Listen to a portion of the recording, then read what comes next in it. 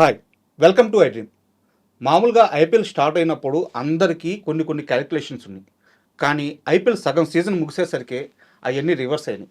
Top teams అన్నీ qualify అవ్వడానికి చాలా కష్టపడుతున్నాయి. ఈ టీమ్స్ ఏముందలే అబ్బా అనుకున్నవన్నీ ఇప్పుడు టాప్ రేంజ్లో ఉన్నాయి. మరి ఆఫ్ ది ఐపీఎల్ అయిపోయింది. ఇప్పుడు ఏ టీంల పరిస్థితి ఎలా ఉంది, ఏ టీమ్స్ క్వాలిఫై అవ్వచ్చు, ఇలాంటి అన్ని విషయాలు తెలుసుకోవడానికి మనతో పాటు స్పోర్ట్స్ అనలిస్ట్ రాకేష్ దేవారెడ్డి గారు ఉన్నారు. ఆయన అడిగి మరిన్ని విషయాలు తెలుసుకుందాం. హాయ్ రాకేష్ గారు. హలో అండి, how are you? IPL off season అయిపోయింది. అసలు ఆ పాయింట్స్ టేబుల్ కానీ చూస్తుంటే పిచ్ వచ్చేస్తుంది అన్నమాట. మనం అనుకోని టీమ్స్ అన్నీ కూడా ఇప్పుడు టాప్లో ఉన్నాయి. మనం చూస్తే గుజరాత్, ఢిల్లీ, ఆర్సీబీ, పంజాబ్ ఇవన్నీ కూడా బాగా స్ట్రగుల్ అయ్యే టీమ్స్. కానీ ఇప్పుడు వీళ్ళంతా టాప్లో ఉన్నారు. మనం బాగా ఎక్స్పెక్టేషన్స్ పెట్టుకున్న టీంలన్నీ కూడా ఇప్పుడు చాలా కిందలో ఉన్నాయి. ఇంకా సిఎస్కే అయితే ఆల్మోస్ట్ కాదు వెళ్ళిపోయింది. సో ఈ సీజన్ ఎలా చూస్తారు, ఈ మ్యాచ్ జరిగే విధానాలు? సో ఐ థింక్ ఫస్ట్ ఏమైందంటే జనరలీ మనం ఎప్పుడు ఐపీఎల్ సీజన్ స్టార్ట్ అయినా, నాట్ జస్ట్ మనం మాత్రమే కాదు, మనం అనుకుంటాం మనకే బాగా క్రికెట్ తెలుసు అని, బట్ కామన్ మ్యాన్కి మనకంటే చాలా ఎక్కువ తెలుసు. ఎందుకంటే వాళ్ళు చాలా ఫాలో అవుతుంటారు, బాల్ టు బాల్ ఫాలో అవుతారు. ఎప్పుడో ఫస్ట్ థర్డ్ మ్యాచ్లో 10th ఓవర్లో ఎవరు ఏం చేశారని అడిగినా కూడా చెప్పే అంత హార్డ్ కోర్ ఫ్యాన్స్ ఉన్నారు. సో ప్రాబ్లం ఎక్కడ అంటే, ఇందాక మీరు ఇంట్రోలో చెప్తున్నట్టు అనుకున్న టీమ్స్ కాస్త బాటంలో, అసలు ఎక్స్పెక్ట్ చేయని టీమ్స్ కాస్త టాప్లో ఉండడానికి ఒక మెయిన్ రీజన్ ఏంటంటే, ఫర్ ఎగ్జాంపుల్ గుజరాత్ని తీసుకోండి. గుజరాత్ ఫస్ట్ సీజన్లో గెలిచింది, వాళ్ళు ఆడిన ఫస్ట్ సీజన్. సెకండ్ సీజన్లో ఫైనల్ వరకు వచ్చింది. థర్డ్ సీజన్లో వాళ్ళ క్యాప్టెన్ వెళ్ళిపోయిన తర్వాత కొంచెం టీంలో ఆ బ్యాలెన్స్ మిస్ అయింది, కొంచెం డిస్టర్బెన్సెస్ వచ్చినాయి. దానివల్ల వాళ్ళు అక్కడ క్వాలిఫై కూడా కాలేకపోయారు. బట్ అగైన్ వాళ్ళు మళ్ళీ రీగ్రూప్ అయిన తర్వాత కూడా వాళ్ళు ఆప్షన్లో తీసుకున్న ప్లేయర్స్ని చూస్తే గుజరాత్ని ఎవరు ఎక్స్పెక్ట్ చేయలేదు. కరెక్ట్. బట్ ఇక్కడ ఏమైందంటే, మీకు ఒక కోచ్, ఒక క్యాప్టెన్, టీమ్ ఓనర్స్ ప్లస్ ఆ సెలెక్టివ్ కాంబినేషన్ కోర్ స్ట్రెంగ్త్ ఏదైతే ఉంటుందో అది పర్ఫెక్ట్గా వర్కౌట్ అవ్వాలి. అది వర్కౌట్ కానప్పుడు మీకు అసలు ఏది వర్కౌట్ కాదు. సో మనం గుజరాత్ ఎగ్జాంపుల్ తీసుకున్నాం, టాప్లో ఉన్న టీం. ఇప్పుడు చెన్నైని తీసుకుందాం, బాటంలో ఉన్న టీం. చెన్నై విషయానికి వస్తే మనం అవునన్నా కాదన్నా, ఎవరు ఒప్పుకున్నా ఒప్పుకోకున్నా, సిఎస్కేకి 2019-20 తర్వాత ధోని క్యాప్టెన్సీ వదిలేసిన తర్వాత కూడా సిఎస్కే అంటే ధోని మీదనే డిపెండ్ అవుతుంది అనే విధంగా సిఎస్కే టీం ఉండొచ్చు. అది ఇంకోటి. రెండోది, వాళ్ళు ఎక్కువగా జనరలీ ఓవర్ 30 లేదంటే బాగా ఎక్స్పీరియన్స్డ్ ప్లేయర్స్ మీద ఆధారపడతారు. వాళ్ళ సెలెక్షన్ ఆప్షన్లో కూడా అదే విధంగా ఉంటుంది. బట్ ఆ స్ట్రాటజీ ఈ సీజన్లో కంప్లీట్గా డ్రాస్టికల్గా వర్కౌట్ కాలేదు. అది ఒక రీజన్. రెండో రీజన్, మీరు ఓపెనర్స్ని చూడండి, Devon Conway and Rachin Ravindra. వీళ్ళని వేరే ఓపెనర్స్తో కంపేర్ చేయండి. వీళ్ళు ఆడతారు, ఇన్నింగ్స్ని బిల్డ్ చేస్తుంటారు, కానీ వాళ్ళు అగ్రెసివ్గా ఆడరు, విధ్వంసం అయితే ఉండదు. మీకు వాళ్ళు పవర్ ప్లే స్కోర్ చూస్తే చాలా తక్కువ ఉంటుంది. అండ్ వాళ్ళ ఓవరాల్ స్ట్రైక్ రేట్ చూసినా కూడా చాలా తక్కువ. 40 balls 60. I think that's a crime, I would say. T20s లో మీరు 60 runsని 28 balls 30 balls అట్లా స్కోర్ చేస్తే, ఆ 10 balls ఏవైతే నేను ఇందాక 40 నుంచి 30కి కంపేర్ చేస్తున్నానో, ఆ 10 balls ఇంపాక్ట్ చాలా ఎక్కువగా ఉంటుంది. T20లో 1 ball చేంజెస్ ది గేమ్. ఇది సిఎస్కే విషయానికి వస్తే. మీరు రాజస్థాన్ రాయల్స్ విషయం తీసుకోండి, రాజస్థాన్ కూడా అలానే ఉంది. జనరలీ మనం T20 టీంలో చూస్తే 7 to 8 బ్యాటర్స్ ఉంటారు, 4 ఫుల్ ఫ్లెజ్డ్ బౌలర్స్, ఒక ఇద్దరు ఆల్రౌండర్స్ అండ్ ఒకరు పార్ట్ టైం బౌలర్ లాగా ఉంటారు. మీరు రాజస్థాన్ విషయానికి వస్తే 6 బ్యాటర్స్ 5 బౌలర్స్ లాగా వాళ్ళ కాంబినేషన్ అలా సాగుతూ వచ్చింది. అండ్ వాళ్ళకు క్యాప్టెన్ లేకపోవడం ఫస్ట్ 3 గేమ్స్లో, మొన్న రీసెంట్గా ఆడిన మ్యాచ్లో కూడా క్యాప్టెన్ లేకపోవడం. సో ఇదొక సెకండ్ డిసడ్వాంటేజ్. ఇక ముంబై విషయానికి వస్తే వాళ్ళు సెలెక్ట్ చేసుకున్న ప్లేయర్స్ కూడా అదే విధంగా ఉంది. రోహిత్ శర్మ నిన్న మినహాయిస్తే తను ఇప్పటివరకు సరిగా ఆడలేదు ఈ సీజన్లో. అండ్ హార్దిక్ పాండ్యా గురించి, క్యాప్టెన్సీ గురించి మనం చాలా మాట్లాడాం. బట్ ఈసారి హీ వాజ్ డూయింగ్ వెల్. తను స్వతహాగా బౌలింగ్లో బ్యాటింగ్లో పర్ఫామ్ చేస్తూ వచ్చాడు. But they were not having that bit of luck. అది ముంబై విషయానికి వస్తే. ఇంకా సన్ రైజర్స్, మన ఓన్ చేసుకున్న సన్ రైజర్స్ విషయానికి వస్తే, లాస్ట్ సీజన్లో వాళ్ళు సృష్టించిన విధ్వంసం చూసిన తర్వాత మీరు ఎక్స్పర్ట్ ప్యానెల్ని, జనరలీ స్టార్ స్పోర్ట్స్ ఇలాంటి వాళ్ళు, ఏ టీమ్స్ మీరు ఎక్స్పెక్ట్ చేస్తున్నారు ప్లే ఆఫ్స్కి వస్తాయి అని అంటే, ఒక 10 మెంబర్స్ని తీసుకుంటే 10లో 10 సన్ రైజర్స్ హైదరాబాద్ ఉంటుంది అన్నారు. బట్ ఇప్పుడు చూస్తే వాళ్ళ పరిస్థితి మరీ దారుణంగా ఉంది. దానికి మెయిన్ రీజన్ ఏంటంటే, ఇందాక నేను సిఎస్కేని తీసుకున్నప్పుడు వాళ్ళ ఓపెనర్స్ చాలా కన్సిస్టెంట్గా లాంగ్ ఇన్నింగ్స్ ఆడే ఓపెనర్స్ ఉన్నారని చెప్పాను. వేరేస్ హైదరాబాద్ విషయానికి వస్తే మీకు ఎక్కడా కూడా వికెట్స్ త్వరగా పడితే ఇన్నింగ్స్ని బిల్డ్ చేసే ప్లేయర్ అంటూ లేడు. Abhishek aggressive player, head aggressive player, Ishan Kishan aggressive player, Nitish కూడా ఒక రకంగా అగ్రెసివ్ ప్లేయర్గానే ఉన్నాడు, క్లాస్ అని ఒక రకంగా అగ్రెసివ్ ప్లేయరే, రీసెంట్గా కొత్తగా వచ్చిన ప్లేయర్ వర్మ కూడా తను కూడా అగ్రెసివ్గానే ఆడుతున్నాడు. ఇంకా మీకు ఇన్నింగ్స్ బిల్డ్ చేసే ప్లేయర్ ఎక్కడ ఉన్నాడు ఇక్కడ? వికెట్ పడినప్పుడు ఇన్నింగ్స్ బిల్డ్ చేయడం కూడా చాలా ఇంపార్టెంట్. జనరలీ మీరు ఎక్కువ హై రిస్క్ తీసుకున్నప్పుడు అంతే హై లాస్ కూడా ఉంటుంది. ఖచ్చితంగా వాళ్ళు తీసుకున్న స్ట్రాటజీ కూడా అలాంటిది. ఏంటిది, ప్రతి మ్యాచ్లో మేము 300 కొట్టాలి, ప్రతి మ్యాచ్లో 250 కొట్టాలన్న విధంగా ఉంది. సో ఆబ్వియస్లీ వాళ్ళ రిస్క్ కూడా అలానే ఉంటుంది. లాస్ట్ సీజన్లో ఆ రిస్క్ వర్కౌట్ అయింది. దీనికి మళ్ళొకసారి మనం ఫినాన్షియల్గా వెళ్దాం. మ్యూచువల్ ఫండ్స్ తీసుకోండి, దానిలో హై రిస్క్ క్యాప్ ఉంటుంది, మిడ్ రిస్క్ క్యాప్ ఉంటుంది, లో రిస్క్ క్యాప్ ఉంటుంది. మిడ్ రిస్క్ ఏంది, కొన్నిసార్లు మీకు లాభం అనేది చాలా లిమిటెడ్గా ఉంటుంది, మీరు సేఫ్ ఉంటుంది.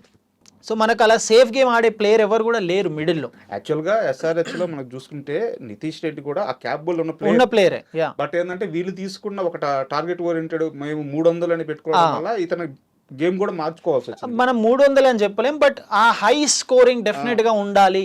మేము ఒక హ్యూజ్ టోటల్ అపోజిషన్ ముందు పెట్టాలి, అసలు వేరే అపోజిషన్ ఆ టోటల్ని చూసి భయపడిపోవాలి, వాళ్ళు కనీసం టార్గెట్ కూడా చేంజ్ చేసేందుకు ఆ స్ట్రాటజీ చేంజ్ చేసుకోవాలి, అలాంటివి ఉండొద్దు అన్న విధంగా ఉండే. So it was high risk high loss లాగానే ఉంది. అండ్ మోర్ ఓవర్ మీరు ఐపీఎల్ హిస్టరీ అంతా చూసినా కూడా వెరీ ఫ్యూ ఒకేషన్స్ లాస్ట్ సీజన్లో బెటర్గా ఆడి లాస్ట్ సీజన్లో ప్లే ఆఫ్స్కి వచ్చి ఫైనల్కి వచ్చిన టీమ్స్ నెక్స్ట్ సీజన్లో most of the times play ఆఫ్స్కి రాకుండానే ఉంటాయి, లేదంటే బెటర్ పర్ఫార్మెన్స్ ఆ సీజన్లో ఉన్నంత పర్ఫార్మెన్స్ అయితే ఉండదు. మీరు సిఎస్కే తీసుకోండి, మీరు ముంబై తీసుకోండి, మీరు సన్ రైజర్స్ హైదరాబాద్ తీసుకోండి. సో ఈ మనం ఎక్స్పెక్ట్ చేసిన సన్ రైజర్స్, ముంబై, సిఎస్కే దీనివల్ల. బట్ మీరు చూడండి, Mumbai is in a good position, currently 6th పొజిషన్లో ఉన్నారు. కేకేఆర్ ముంబై తర్వాత ఉంది. అవును, అంటే లాస్ట్ 2 మ్యాచెస్ లో వాళ్ళ సినారీ అంతా మారి. సో ముంబైని మనం అంత ఈజీగా తీసుకోవడానికి లేదు. గేమ్ ప్లాన్ కూడా అంటే వాళ్ళ అప్రోచ్ కూడా చాలా పాజిటివ్. వాళ్ళ బౌలింగ్ యూనిట్ గానీ వాళ్ళ బ్యాటింగ్ విభాగం గానీ అంతా చాలా పాజిటివ్ వచ్చింది. బట్ ఇప్పుడు దాకా మీరు అన్ని టీంలో ఓవర్ వ్యూ గురించి చెప్పారు. ఇప్పుడు దాకా వాళ్ళు ఆడిన మ్యాచ్ల గురించి, వాళ్ళ పాయింట్స్ టేబుల్ ఉన్న పొజిషన్స్ గురించి, దానికి కారణాలు ఓవర్ వ్యూ గురించి చెప్పారు. బట్ మనం ఇప్పుడు ఏం చేద్దామంటే పాయింట్ టేబుల్లో టాప్ 4లో ఉన్న వాళ్ళ గురించి మాట్లాడుకుందాం. మనం టాప్ 4 చూసుకుంటే గుజరాత్ ఉంది అనమాట. గుజరాత్ తర్వాత ఢిల్లీ ఉంది, ఢిల్లీ తర్వాత ఆర్సీబీ ఉంది, ఆర్సీబీ తర్వాత పంజాబ్. ఇప్పుడు గుజరాత్ వచ్చేందుకే మనకి ఓపెనర్లు అనేది ఆ టీంకి చాలా బలం అయ్యారు. సాయి సుదర్శన్తో పాటు బట్లర్ 1 డౌన్, అండ్ గిల్లు ఒక మంచి ఆరంభం ఇస్తున్నాడు కానీ హై స్కోర్ చేయలేకపోతున్నాడు. సో ఈ టాప్ 3 ప్లేయర్స్ని చూసుకున్నట్టయితే వీళ్ళ బ్యాటింగ్ ఆర్డర్, ఈ బ్యాటింగ్ విధానం ఇలాగే ఉంటే గుజరాత్ విన్నింగ్ ఛాన్స్ ఎలా ఉంటుంది? వాళ్ళు ఆల్రెడీ 5 wins ఉన్నాయి 7 మ్యాచెస్లో, 10 points ఉన్నాయి. టెక్నికల్లీ మనం ఓవరాల్ ఐపీఎల్ చూస్తే 14 నుంచి 16 పాయింట్లు వస్తే క్వాలిఫై అయ్యే ఛాన్సెస్ ఎక్కువ ఉంటాయి.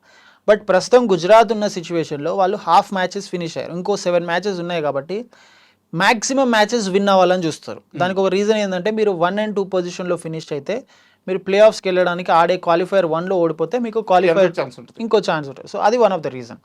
సో ఓపెనర్స్ ఇదే స్ట్రాటజీతో వెళ్తే వాళ్ళకి వర్కౌట్ అవుతుందా అని అంటే, సాయి సుదర్శన్ ఓపెనర్ అంటే ఎలా ఆడాలో దానికి తగ్గట్టుగా పర్ఫెక్ట్గా ఆడుతున్నాడు.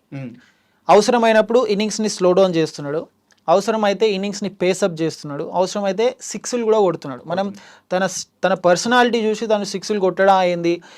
తన గేమ్ కూడా చూడండి, మీరు 1980s 70sలో చూసిన క్రికెటర్స్ అలాంటి టెక్నిక్తోనే ఆడతారు. ఓకే, సో సేమ్ అలాంటి టెక్నిక్ కనిపిస్తుంది, very old fashion old school cricket technique కనిపిస్తుంది తనది. But still he's able to get that success. తను ఎలాంటి వికెట్ మీదైనా ఆడగలుగుతున్నాడు. దానికి ఒక ఫ్యూ ఇంపార్టెంట్ థింగ్స్ ఉంటాయి. మన దగ్గర ఎంత స్కిల్ ఉన్నా కూడా ప్లేయర్లో ఆ డిటర్మినేషన్ ఉండాలి. ఖచ్చితంగా ప్రతి మ్యాచ్లో నేను రన్స్ కొట్టాలనే ఆ హంగర్ ఉంటుంది చూడండి, అది సుదర్శన్లో కనిపిస్తుంది. గిల్ విషయానికి వస్తే లాస్ట్ కపుల్ ఆఫ్ సీజన్స్లో చూస్తే ఐపీఎల్లో పెద్దగా రాణించట్లేదు, కొంచెం స్ట్రైక్ రేట్ ఇబ్బందిగా ఉంది, ఓపెనర్గా తను పనికొస్తారా రాడా. సో వీటన్నిటిని పక్కన పెట్టి he has become more of a matured cricketer. Plus వాళ్ళ కోచింగ్ స్టాఫ్లో ఆశీష్ నెహ్రా గురించి కూడా మనం చాలా మాట్లాడాలి. ఎందుకంటే ధోని లాంటి ప్లేయర్సే Ashish Nehra has a very good cricketing brain అని చాలా ప్రశంసించాడు. బికాస్ జనరలీ మనం బౌలర్స్ని అంత ఎక్కువ క్రికెట్ బ్రెయిన్ ఉన్న ప్లేయర్స్ లాగా మనం ట్రీట్ చేయం. Because most of the times Anil Kumble, Wasim Akram, Waqar Younis, లేదంటే షాన్ పోలక్, షేన్ వాన్ కొన్నిసార్లు. బికాస్ షేన్ వాన్ చూడండి, ఫస్ట్ టైం ఐపీఎల్ హిస్టరీలో తన కెప్టెన్ కమ్ కోచ్గా ఉండి 2008లో రాజస్థాన్కి కప్ అందించారు.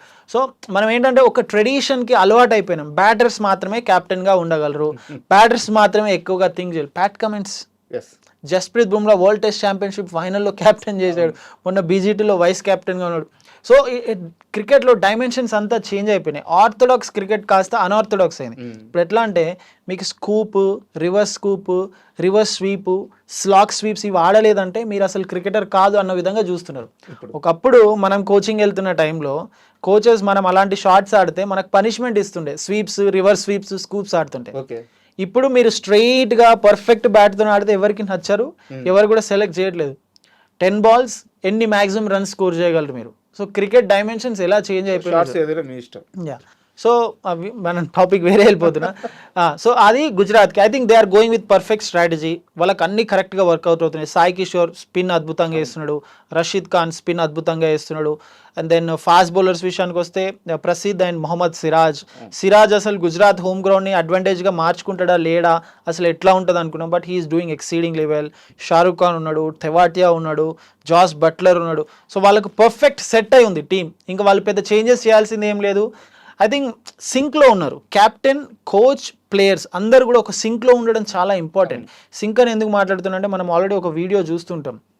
Rajasthan and Delhi not Delhi, Rajasthan and Lucknow అనుకుంటా. ఆ సూపర్ ఓవర్ సూపర్ ఓవర్లో అక్కడ మేబీ సంజు శాంసన్కి యశస్వి జైస్వాల్ని పంపించాలని ఉండే అనుకుంటా, బట్ కోచ్ రాహుల్ ద్రావిడ్ మాత్రం he went with Simran Hetmyer.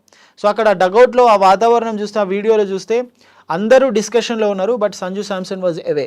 So there is slight difference అక్కడ క్లియర్గా కనిపిస్తుంది. సో కోచ్, ప్లేయర్స్, క్యాప్టెన్ సింక్లో ఉండడం కూడా చాలా ఇంపార్టెంట్. సో రాజస్థాన్కి అన్ని పర్ఫెక్ట్గా, గుజరాత్కి అన్ని పర్ఫెక్ట్గా వర్కౌట్ అవుతున్నాయి. అండ్ ఇప్పుడు మనం ఢిల్లీ విషయానికి వస్తే ఫస్ట్ అసలు ఢిల్లీ రాహుల్ని తీసుకోగానే రాహులే కెప్టెన్ అని చెప్పి అందరూ అనుకున్నారు, బట్ తను కెప్టెన్సీ వదిలేశాడు. అక్షర్ పటేల్ కెప్టెన్ అయ్యాడు. అండ్ రాహుల్ గేమ్ చూస్తుంటే తను అన్ని మ్యాచ్లు ఆడకపోవచ్చు, అన్ని మ్యాచ్లు 50 చేయకపోవచ్చు, బట్ తను ఏ ఇన్నింగ్స్ అయితే ఆడుతున్నాడో అవి టీంకి చాలా కీలకం అవుతున్నాయి. సిచ్యువేషన్ బట్టి తన ఆట మార్చుకుంటూ వస్తున్నాడు. సో అండ్ అక్షర్ పటేల్ కూడా యాజ్ ఏ కెప్టెన్ గా అండ్ బ్యాటింగ్ లో ఒక హ్యాండ్ వేస్తున్నాడు, బౌలింగ్ లో ఒక హ్యాండ్ వేస్తున్నాడు. అలాగా ఢిల్లీ పర్ఫార్మెన్స్ కూడా మీరు ఇప్పుడు ఏదైతే మనం గుజరాత్ గురించి మాట్లాడుతున్నామో సేమ్ అలాగే అనిపిస్తుంది. ఢిల్లీ కూడా అన్ని కరెక్ట్ గా మెజ్ అయినట్టు అనిపిస్తుంది అనమాట. ఢిల్లీ విషయానికి వస్తే ఆప్షన్ కి ముందు ఎప్పుడైతే రిషబ్ పంత్ని రీటైన్ చేసుకోలేదో, వాళ్ళు అక్షర్ పటేల్ని రీటైన్ చేసుకున్నప్పుడు I was with star sports. అప్పుడు స్టార్ స్పోర్ట్స్లో మాట్లాడుకున్నప్పుడు నేను ఎంఎస్కే ప్రసాద్తో ఒక ఇంటర్వ్యూ చేస్తున్నప్పుడు ఆయన అడిగాను, ఎంఎస్కే గారు ఇది ఒక క్యాప్టెన్సీ రోల్ కోసం తీసుకున్నట్టు కనిపిస్తుంది, 16+ crores పెట్టి అక్షర్ పటేల్ని తీసుకున్నారు, do they really believe that he's a good captain అని క్వశ్చన్ చేసినప్పుడు he was also surprised. Because మీకు తనలో ఆ క్యాప్టెన్సీ రోల్ని వాళ్ళు, లేకుంటే క్యాప్టెన్ స్కిల్స్ వాళ్ళు చూడకుంటే మీరు అంత పెద్ద అమౌంట్తో రీటైన్ చేసుకునే సిచ్యువేషన్ లేకుండే అక్కడ. సో వాళ్ళకి అక్కడ ఒక క్లియర్ ఇండికేషన్ ఉంది ఏంటి, రిషబ్ పంత్ డెఫినెట్గా ఆప్షన్లో వెళ్తున్నాడు అనేది. బికాజ్ తను ఒక ట్వీట్ కూడా చేశాడు, what if I go to option అని చెప్పి. సో అక్కడే ఢిల్లీకి తనకి ఎక్కడో మిస్ అయింది. అండ్ ఢిల్లీ విషయానికి వస్తే ఏమైందంటే ఢిల్లీకి 2 owners, ఒకరు జేఎస్డబ్ల్యూ జిందాల్ ఒకరు, అండ్ జిఎంఆర్ గ్రంథి మల్లికార్జునరావు వల్ల అబ్బాయి, వీళ్ళిద్దరూ ఓనర్స్ ఉండడం వల్ల ఈ సీజన్లో ఏమైందంటే they have come to a terms that ఒక 2 seasons జిఎంఆర్ హ్యాండిల్ చేస్తుంది ఢిల్లీ క్యాప్టెన్స్ని, నెక్స్ట్ 2 seasons జేఎస్డబ్ల్యూ హ్యాండిల్ చేస్తుంది. సో ప్రస్తుతం ఈ సీజన్లో ఏమవుతుందంటే it is been taken over by GMR. So వాళ్ళు కంప్లీట్గా స్టాఫ్ని అంతా కూడా రీవ్యాంప్ చేశారు. మేబీ అది రిషబ్ పంత్కి నచ్చకపోయి ఉండొచ్చు, because Sourav Ganguly director of క్రికెటర్గా ఉండే, తన ప్లేస్లో Andhra cricketer Venugopal Rao director of క్రికెటర్గా వచ్చాడు. రికీ పాంటింగ్ కోచ్గా ఉంటే తన ప్లేస్లో Hemang Badani, very successful coach Hemang Badani. So ఇక్కడ కొన్ని సిచ్యువేషన్స్ ప్లస్ ఇవన్నీ సరిగా వర్కౌట్ అవుతున్న టైంలో I think they were in talks with Axar Patel, and Axar Patel accept చేసి ఉండొచ్చు. అంటే వాళ్ళు కూడా maybe they must have kept it open, వాళ్ళు కూడా ఎక్స్పెక్ట్ చేసి ఉండకపోవచ్చు, బికాస్ రిషబ్ పంత్ కోసం వాళ్ళు ఆల్రెడీ ఆప్షన్లో వెళ్ళారు అండ్ ఎల్ఎస్జీ అమౌంట్ పే చేసి తనని తీసేసుకుంది. So Axar Patel I think they have watch that skills, అందుకోసమని తను క్యాప్టెన్గా చేశారు, అదొకటి. అండ్ హేమంగ్ బదాని విషయంలో కూడా వాళ్ళు చాలా కాన్ఫిడెంట్గా ఉన్నారు, because he was assistant coach, fielding coach for Sunrisers Hyderabad ఉండే. సో ఇవన్నీ కూడా వాళ్ళకు కూడా ముందు నుంచే ప్రీ ప్లాన్డ్గా ఫుల్ ఫ్లెజ్డ్ ప్లాన్తో ఉన్నారు, ప్లాన్ ఏ ప్లాన్ బి లాగా వచ్చారు. సో ఆప్షన్లో ఏమైందంటే పంజాబ్కి క్యాప్టెన్గా చేసిండు, లక్నోకి క్యాప్టెన్గా చేయడం వల్ల రాహుల్ని 14 crores వాళ్ళు తీసుకోవడం వల్ల ఎవ్రీబడి, అక్షర్ ఉన్నా కూడా everybody thought Rahul will be captain. But Rahul విషయంలో ఏమైందంటే he took it very personal. ఎల్ఎస్జితో జరిగిన ఇష్యూస్ కావచ్చు, లేదంటే ఇండియన్ టీంలో తన ప్లేస్ కావచ్చు, తను ఏ ఆర్డర్లో ఎక్కడ ఎప్పుడు ఎలా ఆడతాడో తనకే తెలియదు. ఒకరోజు ఓపెనర్గా ఆడిపిస్తారు, ఓ రోజు 1 అంటారు, 3 అంటారు, 5. So he took it very seriously and of సీజన్లో తను వర్క్ చేశాడు కూడా. ఈసారి ఎట్టి పరిస్థితుల్లో నేనేంటో నిరూపించుకోవాలని చెప్పి. సో మేబీ ఆ ఉద్దేశంలో హీ థాట్ క్యాప్టెన్సీ ఉంటే కొంచెం బర్డెన్ ఎక్కువ. బట్ స్టిల్ మీరు చూస్తే మ్యాచెస్లో he's been guiding Axar Patel very well. కావాల్సిన టైంలో తన గైడెన్స్ ఇస్తున్నాడు. సో ఇవి రెండు చక్కగా వర్కౌట్ అయ్యాయి. అండ్ వాళ్ళు అనుకున్నట్టు అక్షర్ కూడా బెటర్గా క్యాప్టెన్సీ చేస్తున్నాడు. అండ్ వాళ్ళు అనుకున్నట్టు ఆ ప్లేయర్స్ కూడా వర్కౌట్ అవుతున్నారు. అంటే మీకు జేక్ ఫ్రేజర్ మెకార్క్ తన నుంచి పెద్దగా అనుకున్నంత పర్ఫార్మెన్స్ అయితే రావట్లేదు. అది రానప్పుడు కూడా 30 lakhsకి కరుణ్ నాయర్ను తీసుకున్నారు. తను ఏంటో తను ఫస్ట్ మ్యాచ్లో నిరూపించుకోవడం. So things are working out. ఇప్పుడు మీరు చూడండి, మీరు ఏ టీం అయినా తీసుకోండి, ఏ టీంలో ఉన్న ప్లేయర్స్ అయినా కూడా వాళ్ళు మ్యాచ్ విన్నర్స్ కాబట్టే వాళ్ళు ఆ స్టాండర్డ్లో, ఆ లెవెల్లో, ఆ కాంపిటీషన్లో ఉండగలుగుతారు. వాళ్ళదైన రోజు రావాలి అది. So that is not working. కొన్నిసార్లు ఏమవుతుందంటే మీ స్ట్రాటజీ సరిగా ఉంటాయి. ఇప్పుడు రాజస్థాన్ సూపర్ ఓవర్ కావచ్చు, లేదంటే నిన్నటి మ్యాచ్ కావచ్చు, లాస్ట్ ఓవర్స్లో మీరు 15 కంటే బిలో ఉన్నప్పుడు కూడా మీరు స్కోర్ చేయట్లేదు అని అంటే there is definitely strategical mistake. అవును. సో ఆ స్ట్రాటజికల్ మిస్టేక్ని మనం డిస్కస్ చేయొచ్చు. బట్ అంతా పర్ఫెక్ట్గా వర్కౌట్ అయ్యి వాళ్ళు ఓడిపోతున్నారని అంటే రెండు టీమ్స్ బెటర్గా ఆడి ఒక టీం ఇంకో టీం కంటే 1 point బెటర్గా ఆడడం వల్ల వాళ్ళు గెలుస్తారు. సో గుజరాత్కి, ఢిల్లీకి everything is really working out well. RCB విషయానికి వస్తే ఆర్సీబీ గేమ్ ప్లాన్ కానీ వాళ్ళ అప్రోచ్ కానీ ఈ సీజన్లో చాలా బాగుంది. బట్ ఒకటే ప్రాబ్లం, హోమ్ గ్రౌండ్లో వాళ్ళు మ్యాచ్లు గెలవట్లేదు. దేనివల్ల అంటారు? సో ఐ థింక్ అది వాళ్ళకి ఇప్పుడు కాదు, చాలా హిస్టరీ ఉంది దీనికి. మీరు ఆర్సీబీ విషయానికి వస్తే నేను లాస్ట్ టైం మన ఛానల్లోనే మాట్లాడుతూ కూడా చెప్పాను. I just want to tell it again. ఆర్సీబీకి ఏంటంటే ఆ గ్రౌండ్ చిన్నది, ప్లస్ ఆర్సీబీ ఫస్ట్ సీజన్ కాకుండా second, third season, third or fourth సీజన్లో అనుకుంటా they made Virat Kohli the captain. 2016, 2017 time, అదే టైంలో విరాట్ కోహ్లీ ఇండియన్ టీం కూడా క్యాప్టెన్ అయ్యాడు. అప్పటికే తను సెంచరీస్ స్కోర్ చేయడం, తన బ్రాండ్ వాల్యూ పెరగడం, ఎండార్స్మెంట్స్ పెరగడం, మార్కెట్ పెరగడం. సో కోహ్లీ చుట్టే ఆర్సీబీ టీం తిరుగుతూ వచ్చింది. సో ఆర్సీబీ చుట్టూ, కోహ్లీ చుట్టూ తిరగడం వల్ల ఏమైందంటే తనే సెంట్రిక్గా టీంని ఫామ్ చేస్తూ వచ్చారు. కొన్ని సీజన్స్ పాటు వాళ్ళ బౌలింగ్ స్ట్రెంగ్త్ చాలా వీక్గా ఉండే. అండ్ మోర్ ఓవర్ వాళ్ళు ఆడుతున్నది చాలా చిన్న గ్రౌండ్. ఆర్సీబీ అంటేనే ఇట్స్ వెరీ చాలా చిన్న గ్రౌండ్. సో అవి 2 points వల్ల ఆర్సీబీ చాలా కాలం పాటు వాళ్ళు అనుకున్న విధంగా గెలవలేకపోయింది. కపుల్ ఆఫ్ టైమ్స్, 2 times వాళ్ళు ఫైనల్కి వచ్చారు, 2009 and 2016 or 2017, I don't remember them exactly. So ఇవి 2 reasons వాళ్ళు హోమ్ గ్రౌండ్లో గెలవలేకపోతున్నారు. ఇప్పటికి కూడా వాళ్ళకి అదే సిచ్యువేషన్ ఉంది. వాళ్ళు చెన్నైలో ఓడించారు, ముంబైలో ఓడించారు, కోల్కతాలో వెళ్ళి కూడా ఓడించినట్టున్నారు. బట్ ఇక్కడ ఓడిపోవడానికి కారణం ఏంటంటే గ్రౌండ్ చిన్నది. మీకు బౌలర్స్ ఎట్లా ఉండాలంటే ఇలాంటి పర్టికులర్ గ్రౌండ్లో ఫాస్ట్ బౌలర్స్ కానీ, స్పిన్నర్స్ కానీ చాలా డిసిప్లిన్డ్ బౌలింగ్ ఉండాలి. అంటే మీరు కొంచెం లైన్ మిస్ అయినా, కొంచెం లెంత్ మిస్ అయినా, మనం ఇప్పుడు చూస్తున్న బ్యాటర్స్ ఎట్లా ఆడుతున్నారంటే ప్రతి ఒక్కరు పవర్ హిట్టింగ్ అలవాటు పడిపోయారు, పవర్ హిట్టింగ్ నేర్చుకున్నారు. సో అలాంటి చిన్న గ్రౌండ్లో మీరు minor mistake like milli inches of length miss అయినా కూడా బ్యాటర్స్కి ఈజీ అయిపోతాయి. అది one of the reason. And వాళ్ళు బౌలింగ్ యూనిట్ని కూడా చాలా కాలం పాటు స్ట్రెంగ్తన్ చేసుకోలేకపోయారు. బట్ ఈ సీజన్లో they are looking little better. మీరు లాస్ట్ గేమ్ చూడండి, Bhuvneshwar and Hazlewood last 4 overs I think they have given below 30 runs. That is definitely a miracle. Game పరంగా ఎక్సలెంట్ గా ఉంది ఆర్సీబీ ఈ సీజన్ వరకు. బట్ ఎందుకు అది మీరు చెప్తున్నట్టు కొన్ని కారణాలు, దోస్ ఆర్ ద రీజన్స్. మీరు డిసిప్లిన్డ్గా లేకున్నా కొన్నిసార్లు మీరు చూడండి, వాళ్ళు బహుశా వాళ్ళ బ్యాటింగ్కి తగ్గట్టు, లేదంటే వాళ్ళ బౌలింగ్ స్ట్రెంగ్త్కి తగ్గట్టు కూడా వికెట్స్ని కొంచెం బౌలర్ ఫ్రెండ్లీగా కూడా మార్చారు. బౌలర్ ఫ్రెండ్లీగా మార్చిండ్రు. ఇంపాక్ట్ కనిపిస్తుంది. ఆర్సీబీ మ్యాచ్ అంటే బెంగళూరులో 200 ఈజీగా వస్తుంది, బట్ ఈ సీజన్ అది రాలేదు. ఒక మ్యాచ్లో, వర్షం పడిన మ్యాచ్లో, పంజాబ్తో జరిగిన మ్యాచ్లో చూడండి, అక్కడ వాళ్ళు మేబీ టాస్ గెలిస్తే వాళ్ళు సెకండ్ బ్యాటింగ్ తీసుకొని they would have won. But అక్కడ కూడా వాళ్ళకి కొంచెం వాళ్ళు అనుకున్న సిచ్యువేషన్, ఒకవేళ పిచ్ని బాగా బౌలర్ ఫ్రెండ్లీగా చేసిరు కావచ్చు బహుశా ఆ మ్యాచ్లో. బట్ అన్ఫార్చునేట్లీ వర్షం పడడం వల్ల అది టూ మచ్ హెవీ బౌలర్ ఫ్రెండ్లీగా మారి వాళ్ళకే ఇబ్బందికరంగా మారింది. సో ఇవే కొంచెం గ్రౌండ్ చిన్నది ఉండడం, బౌలర్స్ చాలా డిసిప్లిన్డ్గా ఉండడం చాలా అవసరం ఇలాంటి చిన్న గ్రౌండ్స్లో. సో అది కూడా one of the other reason. But ఈ సీజన్లో మీరు చూడండి, I think they have performing well. అంటే వాళ్ళు ప్లే ఆఫ్స్కి వస్తారు, ఫైనల్స్కి రారు. ఫస్ట్ 2 games ఇప్పటి వరకు వాళ్ళు 2013 తర్వాత గెలవలేదు. బట్ ఈసారి కంటిన్యూస్గా ఫస్ట్ 2 games గెలిచారు అండ్ లాస్ట్ టైం ఛాంపియన్స్ని ఓడించారు ఫస్ట్ మ్యాచ్లో కేకేఆర్ని. ఈసారి అన్ని రికార్డులు అయితే బ్రేక్ చేస్తున్నారు. అండ్ ఫార్చునేట్లీ ఆర్సీబీ ఫ్యాన్స్కి విరాట్ కోహ్లీ కూడా బెటర్గానే ఆడుతున్నాడు ఈ సీజన్లో. And they have got a good captain, చాలా కూల్గా కామ్గా కనిపిస్తున్నాడు రజత్ పటీదార్. వాళ్ళకు మేబీ హోమ్ గ్రౌండ్స్ మ్యాచ్ గెలకుండా పర్లేదు, ప్లే ఆఫ్స్కి వెళ్ళి ఫైనల్కి వెళ్ళి కప్పు గెలిస్తే చాలా అన్న విధంగా ఉన్నారు. But I think these are 2-3 reasons. పెద్ద రీజన్ ఏం లేదు. ఐ స్ట్రాంగ్లీ ఫీల్ బౌలర్స్ డిసిప్లిన్డ్గా బౌలింగ్ చేయడం చాలా ఇంపార్టెంట్ ఇలాంటి గ్రౌండ్లో. ఆర్సీబీ కప్పు గెలిస్తే ఇంకా వాళ్ళ విమెన్స్ కప్పు గెలిస్తేనే they have made it a huge thing. ఇంకా ఈసారి ఒకవేళ ఆర్సీబీ కప్పు గెలిచింది అనుకోండి, బికాస్ వాళ్ళ ఫ్యాన్ బేస్ చాలా హ్యూజ్. ప్రతి సీజన్ వాళ్ళు ఫ్యాన్స్ మీట్ లాగా పెడుతుంటారు సీజన్ ప్రీ సీజన్లో. Okay. So their fan base is too strong. వాళ్ళు అంటే వాళ్ళ ఫ్యాన్స్తో ఇంటరాక్ట్ అవుతుంటారు. They have a particular team. Mumbai కానీ ఆర్సీబీ కానీ రీసెంట్గా చెన్నై కూడా అలానే, ఇన్ఫ్యాక్ట్ హైదరాబాద్ కూడా అలాంటి సీజన్ ఏదో చేస్తున్నారు. సో ఫ్యాన్స్ బికాస్ 18 seasons వచ్చినాక కూడా ఇప్పటికి కూడా ఇంత బెటర్గా ఆదరిస్తున్నారు అని అంటే రియల్ స్టేక్ హోల్డర్స్ ఎవరంటే ఫ్యాన్సే, క్రికెట్ లవర్సే. So any franchise would want to take care of their fans. వాళ్ళకి ఈవెంట్స్ని ఆర్గనైజ్ చేయడం, it is quite part of that.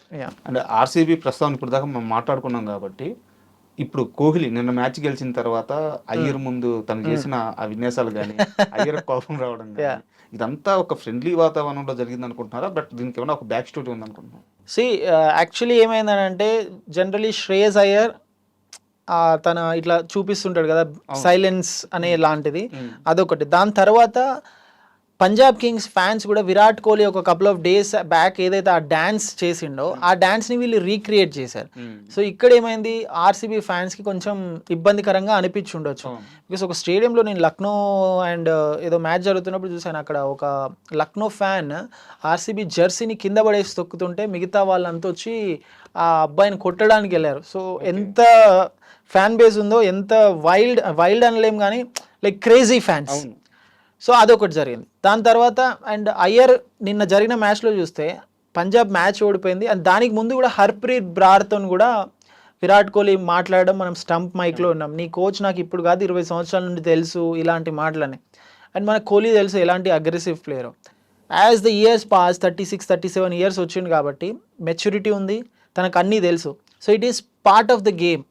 Generally మనం ఒక మాట యంగ్స్టర్స్ అన్నప్పుడు వాళ్ళు కొంచెం అగ్రెసివ్ అయిపోయి లైన్ లేదంటే బౌలింగ్లో కొంచెం మార్పులు చేసి బ్యాటర్ ఫ్రెండ్లీ లాగా అయ్యే విధంగా కొన్నిసార్లు తప్పులు చేంజ్ అయిపోతుంది.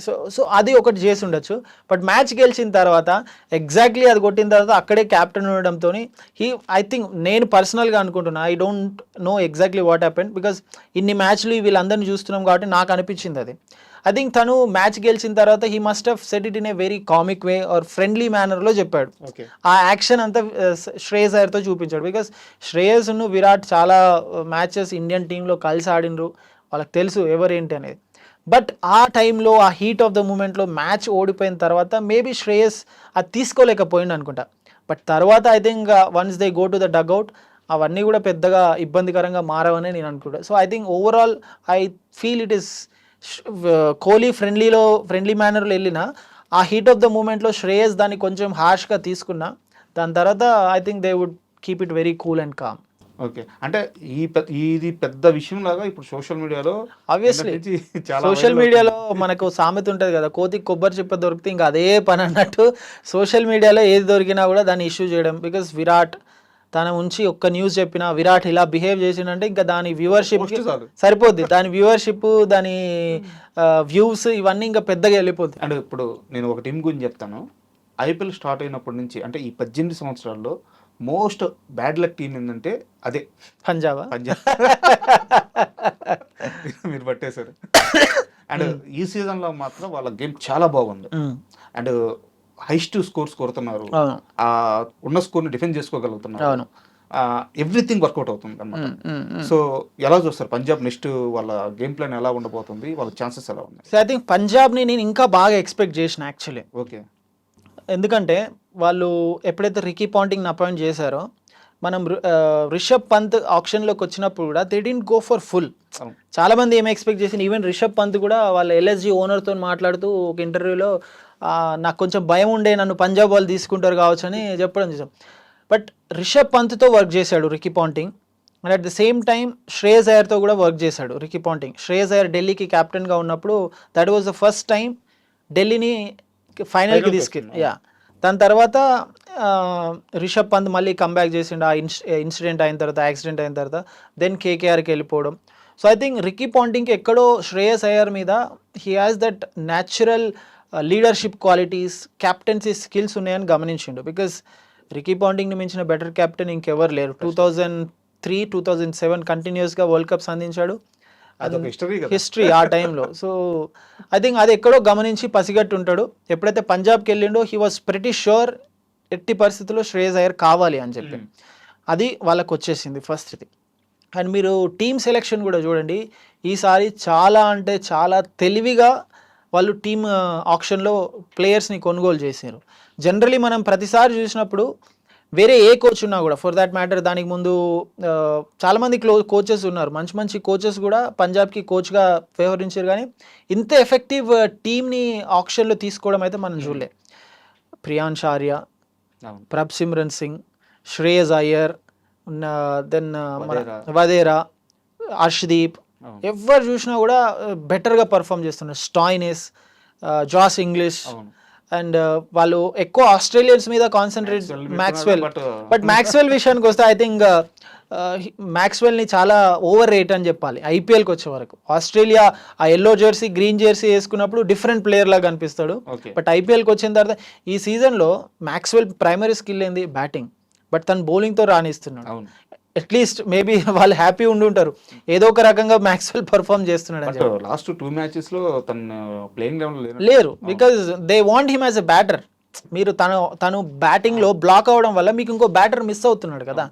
So I think that is one of the reason. And అంటే sorry to interrupt, topic change అవుతుంది అనుకోకపోతే అంటే సందర్భం వచ్చింది కాబట్టి రీసెంట్ గా వీరేంద్ర సెహ్వాగ్ ఒక స్టేట్మెంట్ ఇచ్చాడు. మ్యాక్స్వెల్, లివింగ్స్టోన్ ఇలాంటి కొంతమంది ప్లేయర్లు ఉన్నారు, వాళ్ళు ఐపీఎల్ చాలా సీరియస్ గా ఏం తీసుకోవట్లేదు. అండ్ విన్ అవ్వాలన్న కసి కానీ ఆ అప్రోచ్ కానీ వాళ్ళ దగ్గర ఏముండట్లేదు. వాళ్ళు ఏదో జస్ట్ ఒక సమ్మర్ హాలిడే వచ్చినట్టు వచ్చి ఐపీఎల్ అలా ఉండేసి వాళ్ళకి కావాల్సిన అమౌంట్ తీసుకొని వెళ్ళిపోతున్నారు. ఇలాంటి వాళ్ళని ఎంకరేజ్ చేయకూడదు అని చెప్పి సెహ్వాగ్ స్టేట్మెంట్ ఇచ్చాడు. సో మీరు ఆ స్టేట్మెంట్ని ఎలా చూస్తారు? Sehwag very fantastic cricketer, very proven cricketer, పంజాబ్కి కోచ్గా కూడా చేసిండు. అండ్ గ్లెన్ మ్యాక్స్వెల్ సెహ్వాగ్ మీద ఓపెన్గా కామెంట్ చేసిండు, I don't like his approach, నేను అతన్ని కోచ్గా యాక్సెప్ట్ చేయను, నేను హ్యాపీగా లేను పంజాబ్ కింగ్స్కి ఆడినప్పుడు, తను ఫ్యూచర్లో ఏదైనా టీంకి కోచ్గా ఉన్నా కూడా ఆ టీంలో నేను ఆడడానికి ఇష్టపడట్లేదు అని గ్లెన్ మ్యాక్స్వెల్ క్లియర్గా చెప్పేసిండు. So I think there is some personal rivalry. ఇప్పుడు ఒక పర్సన్ మీద ఒక కామెంట్ చేశారంటే ఆబ్వియస్లీ ఆ పర్సన్ మీద కామెంట్ చేసే ఆపర్చునిటీ వచ్చినప్పుడు ఎవరైనా కామెంట్ చేస్తారు. అండ్ లివింగ్స్టన్ కానీ మ్యాక్స్వెల్ కానీ ఇంకొంతమంది ప్లేయర్స్ వాళ్ళ ప్రదర్శన చూసినా కూడా, ఇందాక నేను అన్నట్టు he's overrated in IPL అన్నట్టు, ఆబ్వియస్లీ అలాంటి పర్ఫార్మెన్స్ చూసినప్పుడు మనకు అలానే అనిపిస్తుంది, వీళ్ళేంటి హాలిడేకి వచ్చి డబ్బులు తీసుకొని వెళ్ళిపోతున్నారని. బట్ సెహ్వాగా, మీరా, నేనా, వీ కాంట్ కమెంట్ సేయింగ్ ఇలాంటి వాళ్ళని ఎంకరేజ్ చేయొద్దు అని. ఎందుకంటే టీమ్ ఓనర్స్ ఇష్టం అది ఎవరెవరిని సెలెక్ట్ చేసుకుంటారని. సెహ్వాగ్ తన ఒపీనియన్ చెప్పిండు, మీరు మీ ఒపీనియన్ చెప్పారు, నేను నా ఒపీనియన్ చెప్పి, ఎండ్ ఆఫ్ ద డే తన ఆప్షన్కి వచ్చిన తర్వాత ఒక టీం తనని కావాలనుకుంటున్నారంటే that team is believing in them. ఆ ప్లేయర్ మీద బిలీవ్ చేస్తున్నారు కాబట్టి it is their own personal opinion. దీన్ని అలానే చూడాలి, దీన్ని డిబేట్ చేయాలి లేదంటే దీని మీద అనలైజ్ చేసే అంత అలాంటి స్టేట్మెంట్ అయితే కాదు. It is their own personal opinion. Yeah. And మళ్ళీ మనం పంజాబ్ విషయానికి వస్తే ఇందాక టీమ్ కాంబినేషన్ గురించి మాట్లాడుకున్నాము, వాళ్ళకి వర్క్స్ అంటే ఎలా అన్ని ప్లాన్స్ ఎలా వర్క్ అవుతున్నాయో మనం మాట్లాడుకున్నాం. సో ఇప్పుడు ప్రీతి జింటా గురించి అంటే చాలా మంది పంజాబ్ ఫ్యాన్స్ కాని వాళ్ళు కూడా చాలా మంది కూడా ఒక్కసారి ప్రీతి జింటా పట్టుకుంటూ చూడాలని చెప్పి అనుకుంటున్నారు. సో అంటే నేను వాళ్ళ గేమ్ గురించి అడగట్లేదు, ప్రీతి జింటా కమిట్మెంట్ గురించి అడుగుతున్నాను. యాక్చువల్గా తను స్పోర్ట్స్ బ్యాక్గ్రౌండ్ నుంచి వచ్చిన పర్సన్ కాదు, తన ఫిల్మ్ బ్యాక్గ్రౌండ్.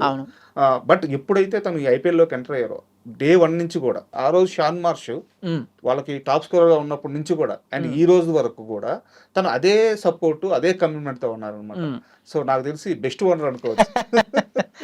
జనరలీ మనం ఎల్ఎస్జి ఓనర్ని చూసినా, మన సన్ రైజర్స్ హైదరాబాద్ కావ్యాన్ని చూసినా, లేదంటే ముంబై ఓనర్స్ నీతా అంబానీ కానీ ఆకాష్ అంబానీ వీళ్ళందరినీ చూసినా కూడా ఏమనిపిస్తుంది అంటే వాళ్ళు చాలా ఇన్వాల్వ్ అయిపోతున్నారు గేమ్లో అన్నట్టు అనిపిస్తుంది.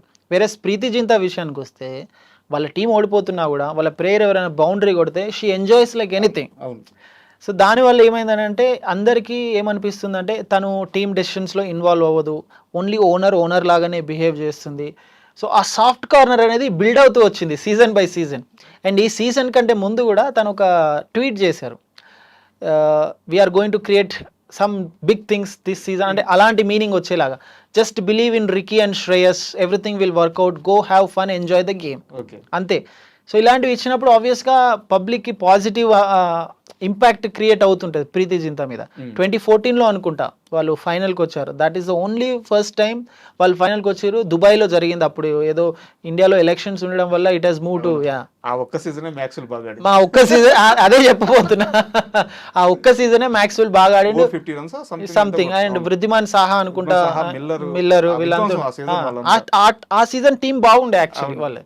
మళ్ళీ అలాంటి టీమే ఈ సీజన్లో వచ్చేది. But I think Preity Zinta commitment గురించి there is no doubt about it. తన ప్లేయర్స్ని అందరినీ చాలా ఎంకరేజ్ చేస్తుంది. ప్రియాన్స్ ఆర్యా కావచ్చు, వేరే ప్లేయర్స్ అందరితో కూడా బాగా మాట్లాడడం, నేహల్ వదేరా, రికీ పాంటింగ్, శ్రేయస్ అయ్యర్.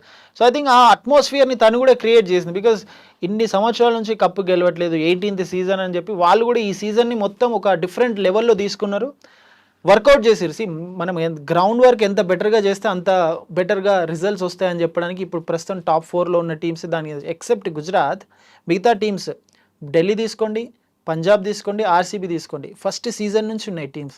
వాళ్ళు ఇప్పటివరకు కప్పు గెలవలేదు ఎక్సెప్ట్ గుజరాత్. సో టెక్నికల్లీ స్టార్టింగ్ నుంచి మనం ఒక గుజరాత్ని పక్కన పెడితే ఏవి కూడా కప్పు గెలవని టీమ్స్ అన్ని కూడా టాప్లో ఉన్నాయి ఇప్పుడు.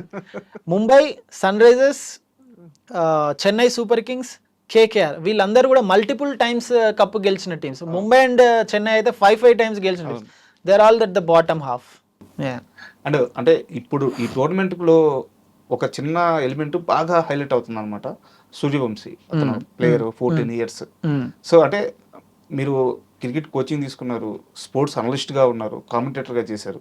బయట ఒక క్వశ్చన్ మాత్రం అందరూ బాగా వైరల్ అవుతుంది అనమాట, 14 ఏళ్ల పిల్లోడి చేత క్రికెట్ ఆడిస్తున్నారు, బాల కార్మికుల చట్టం వర్తించదా అంటే ఇన్నానికి బట్ దాంట్లో ఉన్న ఆ డైమెన్షన్స్ అర్థం కావట్లేదు. అంటే నిజంగానే వాళ్ళకి వర్తించదా? I don't think so. గేమ్కి వర్తించదా? మనము ఇందాక మీరు అన్నట్టు బాల కార్మికులు అన్నారు. కార్మికులు అంటేనే అక్కడే అర్థమైపోతుంది, మీరు వర్క్ చేయించడం. ఇది స్పోర్ట్ కదా, ఈజ్ నాట్ లైక్ అంటే వర్క్ చేసే కేటగిరీలోకి రాదని నేను అనుకుంటున్నా. బికాస్ సచిన్ కూడా 15.5 years అప్పుడే ఇంటర్నేషనల్ క్రికెట్ ఆడారు. ఫన్ మేమర్స్కి ఇంకా దీనంత బెటర్ ఇంకేది ఉండదు. But I don't think so that will come under this. But very fantastic player. మీరు చూడండి, ఫస్ట్ బాల్ 14 year old, ఎంత మెచ్యూరిటీ, ఎంత గట్స్ ఉంటే ఫస్ట్ బాల్నే 6 కొట్టి తను ఏంటో నిరూపిస్తాడు. ఒక స్టేట్మెంటే. అండ్ దెన్ అవుట్ అయ్యి 36 or 34 దగ్గర అవుట్ అయ్యి వెళ్తుంటే I think he was crying because he missed 50. So దాన్ని బట్టి ఏమర్థమవుతుంది, ఇంకా చైల్డిష్ మెంటాలిటీ ఉంది, పోలేదు.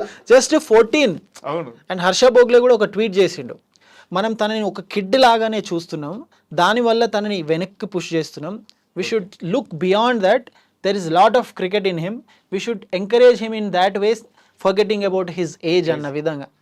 బట్ మీరు చూడండి, ప్రతి బాల్ కూడా even Digvesh bowling, leg spinner, LSG bowler, బాగా వేస్తున్న బౌలర్ని కూడా the way this kid has handled him చాలా ఫెంటాస్టిక్ అనిపించింది. చాలా లేట్గా ఆడడం, క్లోజ్ టు ద బాడీ ఆడడం, కొంచెం రూమ్ వచ్చినా కూడా బిగ్ షాట్స్ ఆడడం. I think born with natural skill అనాలనుకుంటా. అంటే మీకు ఈ డైమెన్షన్స్ అన్ని తెలుసు, ఒక కోచింగ్ కెరీర్ ఎలా స్టార్ట్ చేయాలి, దానికి ఎంత టైం పడుతుంది, అండర్ 19 లేకుంటే రంజీ మ్యాచ్ లో ఎలా రావాలి, ఇదంతా తెలుసు మీకు, ఈ జర్నీ అంతా తెలుసు. ఒక 14 ఏళ్ళకి వీటన్నిటిని దాటి ఈ రేంజ్కి రావాలంటే తను ఎలాంటి ఒక జర్నీ చేసి ఉండొచ్చు? నేను ఒక ఆర్టికల్ చదువుతుండే యాక్చువల్లీ అబౌట్ సూర్యవంశీ. 14 yearsలో జనరల్లీ నాకు ఇలాంటి ఫేమ్ వస్తుంటే నేను ఎక్కడ దారి తప్పి పిచ్చి పిచ్చిగా బిహేవ్ చేస్తాను అని చెప్పి మా పేరెంట్స్, మా కోచెస్, ఈవెన్ నా ఫ్రెండ్స్ కూడా నన్ను ఎప్పటికప్పుడు అలర్ట్ చేస్తుండే అని అన్నారు. బట్ మీరు అడిగిన కోచింగ్ విషయానికి వస్తే ఏమవుతుందంటే, generally what happens is 2 types of players ఉంటారు. అది ఏ స్పోర్ట్ అయినా తీసుకోండి. వన్, న్యాచురల్గా వాళ్ళకి ఆ స్కిల్ వచ్చేస్తుంటుంది, న్యాచురల్గా హ్యాండ్ ఐ కోఆర్డినేషన్ వస్తుంది. ఇప్పుడు ఫ్రంట్ ఫుట్ డ్రైవ్ వెళ్ళాలనుకోండి, కొంతమంది, బికాజ్ నేను కోచింగ్ ఇస్తున్నప్పుడు కూడా చూస్తుండే, కొంతమంది పిల్లల్ని వాళ్ళ పేరెంట్స్ తీసుకొస్తారు. జనరలీ ఎక్కడైనా కూడా కోచింగ్ ఇచ్చేటప్పుడు ఏంటంటే బ్యాటర్కి generally front foot defence, front foot off cover drive నేర్పిస్తారు. కొన్నిసార్లు మనం బాల్ వేస్తాం ఫస్ట్ అసలు ఆ స్కిల్ ఉందా లేదా అని చూస్తున్నప్పుడు ఆ ప్లేయర్ ఈజీగా ఆటోమేటిక్గా ఆ లెగ్ బాల్ దగ్గరికి వెళ్తుంది, బ్యాట్ స్వింగ్ వచ్చేస్తుంది. Okay that is quite natural, ఇంకా అది ఇన్బిల్ట్ న్యాచురల్గా వచ్చేసింది, దాన్ని ఏం చేయలేం. రెండోది, కొంతమందికి చాలా కష్టపడే తత్వం ఉంటుంది. దీనిలో నేను మన ఇంటర్నేషనల్ క్రికెటర్స్లో I take an example. Rohit Sharma very natural cricketer. Okay అస్సలు తను నిలబడ్డ దగ్గర నుంచి కూడా బాల్ని ఎటంటే అటు కొట్టేస్తాడు, hand eye coordination. Virat Kohli very hard working cricketer. మీరు ఎప్పుడైనా విరాట్ కోహ్లీ కట్ షాట్ కొట్టడం చూసిండ్రా ఇప్పటి వరకు? జస్ట్ ఇమాజిన్, చాలా రేర్గా. అవును అది ఆయనకు లేదు. తన తన స్ట్రెంగ్త్ ఏంటి? కవర్ డ్రైవ్, లెగ్ సైడ్ ఫ్లిక్స్, లేకుంటే ఆన్ డ్రైవ్స్, వీటి మీద. సో వాటి మీద మాత్రమే ఆధారపడతాడు కాబట్టి చాలా హార్డ్ వర్క్ చేస్తాడు. And he will stick to his things. మనం బీజీటీలో చూసాం, outside the off stump బాల్ని చేజ్ చేసి అవుట్ అవ్వడం చాలా సార్. చాలు. Whereas Rohit Sharma he'll play lofted, cut ఆడతాడు, కవర్ డ్రైవ్ ఆడతాడు, పుల్ షాట్ ఆడతాడు, హుక్ షాట్ ఆడతాడు, స్టెప్ అవుట్ అవుతాడు, స్వీప్ ఆడతాడు, అన్నీ ఆడతాడు. సో అది తనకు న్యాచురల్గా వస్తుంది. సూర్యవంశీ విషయంలో ఏం కనిపిస్తుందంటే హీఈస్ ఎ న్యాచురలీ బార్న్ క్రికెటర్. ఓకే అది క్లియర్గా కనిపిస్తుంది. సో న్యాచురల్ వాళ్ళకి ఏంటంటే హ్యాండ్ అండ్ ఐ కోఆర్డినేషన్ పర్ఫెక్ట్గా ఉంటుంది. మీరు తను ఆడిన ఇన్నింగ్స్ చూడండి, ఆ 34-36 రన్స్లో ఎవ్రీథింగ్ వాజ్ క్వైట్ న్యాచురల్, చాలా చూడడానికి పర్ఫెక్ట్గా కనిపించింది. అండ్ అంటే ఇప్పుడు దాకా మనం పాయింట్స్ టేబుల్లో టాప్లో ఉన్న టీమ్స్ గురించి మాట్లాడుకున్నాము, ఈ కరెంట్గా ఉండే కొన్ని విషయాల గురించి మాట్లాడుకున్నాము. బట్ ఇప్పుడు వచ్చేసి ఒక సీరియస్ క్వశ్చన్, సిఎస్కేలో ఏం జరిగింది? రుతురాజ్ నిజంగా ఇంజూరా, కావాలని పంపించేశారా? అండ్ ధోనిని మోస్తున్నారా, మోయాల్సి వస్తుందా, అసలు అదేం లేదు ఈ సీజన్ అలా నడిచిపోయింది అనుకుంటున్నారా? అండ్ వాళ్ళ టీం ఇందాక మనం మాట్లాడుకున్నట్టయితే ఆ టీంలో హిట్టర్స్ అంటూ ఎవరు లేరు, ఒక శివం దూబే తప్పించి తను కూడా సరిగ్గా పర్ఫార్మ్ చేయలేదు. 5 సార్లు కప్పు కొట్టిన సిఎస్కే టీంలో ఇన్ని లూప్ హోల్స్ ఎందుకున్నాయి? I think first thing is అక్కడ ధోని, అంటే ఇది సిఎస్కే వాళ్ళు చూస్తే మేబీ మనల్ని ట్రోల్ చేస్తారు కావచ్చు, కింద కామెంట్స్లో తిడతారు కావచ్చు. ధోని ఏ టీంలో ఉన్నా కూడా తను ఒక చరిష్మా క్రియేట్ చేసుకున్నాడు. అండ్ వరల్డ్ క్రికెట్ అంతా కూడా తనని యాక్సెప్ట్ చేసింది. ఒక బెస్ట్ క్యాప్టెన్, మంచి థింకింగ్ ఉన్న క్యాప్టెన్ అని చెప్పి అందరూ యాక్సెప్ట్ చేశారు, దాంట్లో డౌటే లేదు. But when it comes to Ruturaj Gaikwad, లేకుంటే అంతకుముందు రవీంద్ర జడేజా ఉన్నప్పుడు కూడా ధోని షాడోలోనే వీళ్ళు డిసిషన్ తీసుకునేలాగా వచ్చింది. నేను ఇన్సైడ్ సోర్సెస్ నుంచి విన్నది ఏంటంటే కేవలం రుతురాజ్ గైక్వాడ్ పేరుకి నామమాత్రంగా మాత్రమే captain. Okay. And Ruturaj Gaikwad కూడా తనకి ఈ ప్లేయర్ కావాలి, ఈ ప్లేయర్తో ప్లేయింగ్ 11 ఫామ్ చేస్తే టీం బెటర్గా ఆడుతుందని తను స్వతహాగా చెప్పలేకపోతున్నాడంట. This is what I heard from inside stories. Okay. So అక్కడ ఏంటంటే ధోని ఏది చెప్పినా కూడా వీళ్ళు జస్ట్ తల ఊపి యాక్సెప్ట్ అయిపోవాలన్న విధంగా ఉంది. సో విచ్ మీన్స్ మీకు ఎవరిని క్యాప్టెన్ చేసినా, రేపు పొద్దున ఇంకో ప్లేయర్ని రుతురాజ్ ప్లేస్లో ఇంకొకరిని ఎవరిని క్యాప్టెన్ చేసినా కూడా you are still under the shadow of Dhoni లాగానే అయిపోయింది. బికాజ్ ఇక్కడ ధోనిని కూడా బ్లేమ్ చేయడానికి లేదు. బికాజ్ రుతురాజ్ గైక్వాడ్ ఒక ప్లేయర్, అంత హై స్టేచర్ ఉన్న ప్లేయర్, 50 ఓవర్ వరల్డ్ కప్ అందించాడు, అన్ని ఛాంపియన్స్ ట్రోఫీ అందించారు, T20 వరల్డ్ కప్ 2007లో అంది. సో ఇలాంటి ప్లేయర్ ముందు then obviously you will see him as a high stature figure లాగా ఉంటారు. కాబట్టి గైక్వాడ్కి ఆ ఓన్ డెసిషన్ తీసుకునే ఆ డేర్, ఆ గట్స్ రాలేకపోవడం వల్ల సిఎస్కేకి ఫ్యూ లాసెస్ వచ్చినాయి. అదొకటి. రెండోది మనం మాట్లాడుకున్నాం, ఇనిషియల్గా మాట్లాడుతున్నప్పుడు ఓపెనర్స్ అగ్రెసివ్గా లేరు. మీరు వాట్ ఈజ్ హిజ్ నేమ్, మన నెంబర్ 3లో వచ్చాడు త్రిపాఠి, రాహుల్ త్రిపాఠి, అనుకున్న దానంత పర్ఫార్మెన్స్ లేదు. కొన్ని మ్యాచెస్లో దీపక్ హుడాని ఆడించాడు, తన నుండి బెటర్ పర్ఫార్మెన్స్ లేదు. సో ఎక్స్పెక్ట్ చేసిన ప్లేయర్స్ ఎవ్వరు కూడా పర్ఫార్మ్ చేయలేదు. విజయ్ శంకర్ అసలు వాట్ ఈజ్ ఈ ప్లేయింగ్ అనేలాగా అనిపించింది. 40 odd balls 50 runs. ఇందాక మనం మాట్లాడుతున్నట్టు 40 balls 60 ఎంత క్రైమో, ఇది అంతకంటే డబల్ క్రైమ్ లాగా ఉంటుంది. సో మీరు సెలెక్ట్ చేసుకున్న టీం వర్కౌట్ కాలేదు, మీ క్యాప్టెన్ అండర్ ఇంకొక ప్లేయర్ షాడోలో డిసిషన్స్ తీసుకోవాల్సి వస్తుంది. అండ్ మీరు అడిగినట్టు ఇంజురీ నిజంగా అయిందా కాలేదా అని అంటే సిఎస్కే మేనేజ్మెంటే చెప్పాలి, దాన్ని ఎవరు ఆన్సర్ చేయలేరు. ఓకే. బికాజ్ ఎక్కడ కూడా ఇంజురీ, అంత సీరియస్ ఇంజురీ అయినట్టు కనిపించలేదు. మేబీ రుతురాజ్ గైక్వాడ్ ఏమైనా డిసప్పాయింట్ అయ్యి తనే ఓకే నేను మెంటల్గా స్ట్రాంగ్గా లేను, ఈ సీజన్ ఐ మూవ్ అవే అని అన్నాడా? సేమ్ ఇదే ప్రాబ్లం జడేజా కెప్టెన్ అయినప్పుడు కూడా తనకు కూడా ఇదే సిచ్యువేషన్ వచ్చింది. But he continued playing in the team. And దానికి ముందు కూడా ఒక టైంలో చెన్నై సూపర్ కింగ్స్ మన దుబాయ్లో మ్యాచెస్ జరిగినప్పుడు సురేష్ రైనా కూడా నాకు బెటర్ ట్రీట్మెంట్ ఇవ్వలేదు, నాకు ఫ్యామిలీ ఇంపార్టెంట్ అని చెప్పి వచ్చేసిండని అప్పుడు చెప్పిన. But there was some rift in that. దాని తర్వాత మనకు తెలిసింది he did get the same room as Dhoni God. తనని నార్మల్ ప్లేయర్ లాగా ట్రీట్ చేశాడు. ధోని తర్వాత నేనే కదా, అలాంటిది నన్ను ఇలా ట్రీట్ చేశాడు. సో ఐ థింక్ మీకు ఎప్పుడైతే పెద్ద స్టేచర్డ్ ప్లేయర్ ఉంటారో వేరే ప్లేయర్స్ ఎప్పుడైతే వీళ్ళు కూడా వాళ్ళతో కంపారిజన్లోకి వెళ్తారో obviously these misunderstandings happens. But ఈ సీజన్లో మిస్అండర్స్టాండింగ్ జరిగిందా అని అంటే నేనైతే మిస్అండర్స్టాండింగ్ జరిగింది అని అనుకోను. బట్ గైక్వాడ్ చాలా అన్కంఫర్టబుల్గా ఫీల్ అయి ఉంటాడు తన ఓన్ డెసిషన్స్ తీసుకోవడానికి ధోనిని కాదని. అండ్ మోర్ ఓవర్ సిఎస్కే కూడా ఫస్ట్లో మ్యాచెస్ అన్నీ ఓడిపోతూ వచ్చింది, ప్లేయర్స్ ఎవరు పర్ఫామ్ చేయట్లేదు కాబట్టి they must have thought okay let's go with Dhoni again అని అనుకొని ఉండొచ్చు. సీరియస్గా ఇంజురీ అయిందా అని అంటేనైతే నాకు తెలిసి అయితే ఇంజురీ అవ్వకపోవచ్చు. Just that he may not be mentally strong, లేదంటే సిఎస్కేనే డెసిషన్ తీసుకొని ఉండొచ్చు. వీటన్నిటికీ ప్రాపర్ పర్ఫెక్ట్ సొల్యూషన్ సమాధానం రావాలంటే వాళ్ళే చెప్పాలి. బట్ వాళ్ళు ఏం చెప్పారు, ఇంజురీ అయిందని చెప్పారు అంతే. So we have to believe it. And ఇప్పుడు దాకా మనం అన్ని టీమ్స్ గురించి మాట్లాడుతున్నాం. ఫైనల్గా మన ఎస్ఆర్హెచ్ సీజన్ స్టార్ట్ అయిన ఫస్ట్ మ్యాచ్ ఎస్ఆర్హెచ్ గేమ్ చూసి కొట్టేస్తున్నాం అనుకున్నాం. అంటే ఈసారి కప్పు మందే అన్నట్టు ఒక వీళ్ళ ఆర్సీ బోల్ స్లోగన్ ఉంటుంది కదా. సో ఖచ్చితంగా మందే అనే ఒక కాన్ఫిడెన్స్ అయితే వచ్చింది. అక్కడి నుంచి స్టార్ట్ చేస్తే ప్రతి మ్యాచ్ ఓడిపోతూ ఒకదాని మించి ఒకటి ఓటమి, ఒకదాని మించి ఒక ఓటమి, మధ్యలో ఒక్క మ్యాచ్ అయితే గెలిచినట్టున్నాం, మళ్ళీ ఓటమి స్టార్ట్ అయిపోయింది. అసలు ఏం జరుగుతుంది ఎస్ఆర్హెచ్లో? ఈ 300 టార్గెట్ పెట్టుకోవడం ఏంటి? ఈ పాజిటివ్ మా అప్రోచ్ మార్చం అనే ఒక స్టేట్మెంట్ అనే దాంట్లోనే మరీ విచిత్రంగా ఉంది. అప్రోచ్ ఎందుకు మార్చుకోకూడదు? స్లో పిచ్లు వస్తాయి, స్లో పిచ్ల మీద కూడా 300 కొట్టాలి. సో ఏదో నడుస్తుంది. ఎస్ఆర్హెచ్ ఓటమిలో కారణం ఏంటి అని ఫ్యాన్స్ మాత్రం అల్లాడిపోతున్నారు. అండ్ తెలుగు స్టేట్స్ లో ఐపీఎల్ మీద ఇంట్రెస్ట్ కూడా పోతుంది. Very true, I absolutely agree with that. ఏం నడుస్తుంది?